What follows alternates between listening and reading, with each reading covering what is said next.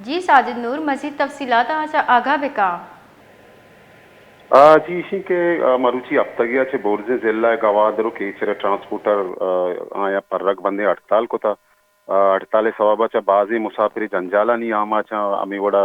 कराचिया रवो के मुसाफिर ग्वादरो केचा महतला वादे के वो कराची तीसरा चर्च मुसाफिरी के शुथा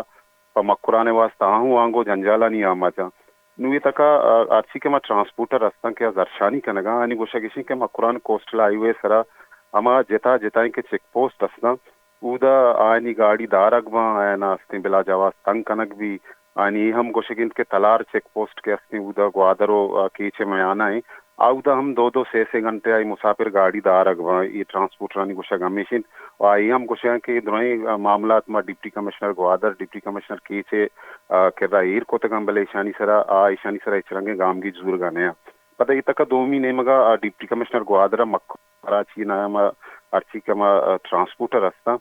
आहांचा रूट परमिट लूट तगा आनी गोशा किसी के 5 छे अंदर आओ के अर्ची के ट्रांसपोर्टर असता के कराचियो मखराने या ग्वादर ने आमा सफर खाना मुसाफिर बरंकारा आ ब्याह डिप्टी कमिश्नर अपीसा वती रूट परमिट सा